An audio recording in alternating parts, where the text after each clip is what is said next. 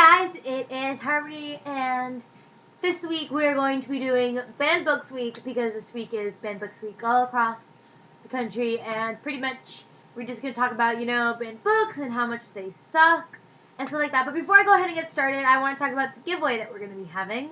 So, we're having a giveaway for passing 500 subscribers. I know, I'm so excited. It's kind of crazy to just think back to the fact that, 3 months ago, this was just brain crack in my head, and I never thought that it was actually gonna happen. So it's crazy. I'm so excited to do this with you guys. So I'm giving away Everneath by Brody Ashton. This one comes out January 2012 from HarperCollins, and I got an extra copy to give away to you guys.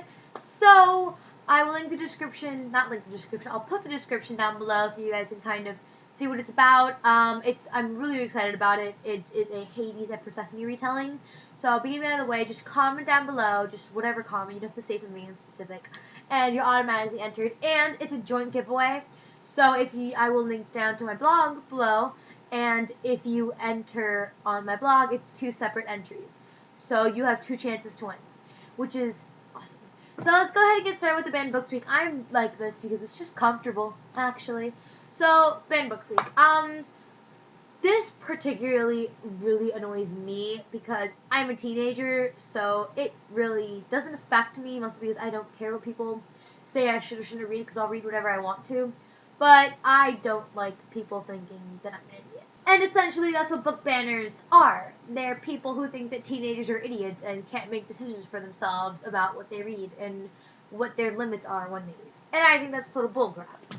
Because I feel if you put a teenager in a situation where they have to pick whether something is readable for them or not, then they should be able to decide that on their own accord. You know what I mean? Reading a book about sex or drugs is not going to make you want to do sex or drugs. If everything that I read made me want to be whatever the book was about, I would be a vampire, werewolf, fairy, drug addict, sex crazed alcoholic. So that's not happening, right?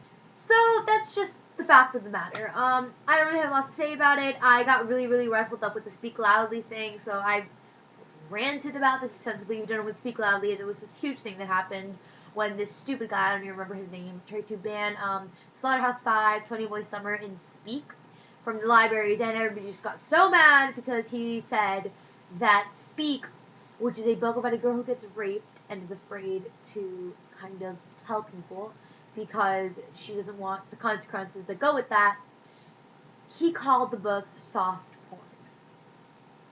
Now I'm going to get into it. I was just so frustrated.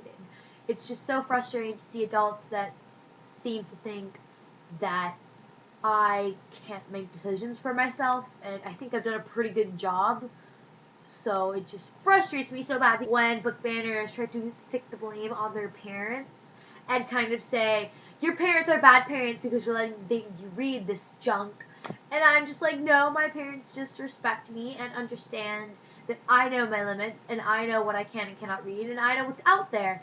And really, that's the big thing. Some adults seem to forget that we're in high school. Everything that you think that we don't know, we know. We know about drugs, we know about alcohol, we know about sex and underage drinking and all the consequences that come with that. Sure, some of us do it anyway, but the fact is you can't hide the sins of the world just by banning the books that we're going to read. Because what about television? You don't see anybody trying to ban a television show or a movie or anything of that kind of sort. They're banning books when we should be encouraging kids to read books. Books help you understand what's going on. Books are not something that's going to make you act out. Books are something that are going to help you understand. And the biggest example, I think, is the fact that YA heals people. Books heal people.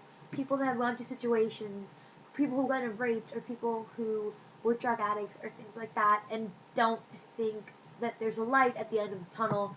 And books just put heroines or heroes in situations like yours, and I think that's the whole thing. The thing that's so enticing about YA is the fact that it's so relatable. And depending on your situation, there's always a book that's going to be relatable to you. Maybe not that book about vampires, but maybe that book about a girl who's struggling to know who she is, or something more intense, maybe something like about a girl who's trying to recover from a drug addiction, or underage drinking, or peer pressure, or anything of that kind of sort. So in the end, banning books isn't going to stop. Sure, it might stop some people who don't have the resources, or parents who are willing to drive them to a library, but in the end, some will always find out a way to do what you do not want them to do, and I can assure you of that. And that's everything I have this week. Short video. I just feel like the point that I wanted to get across is across. So I will see you guys next week. Okay, bye.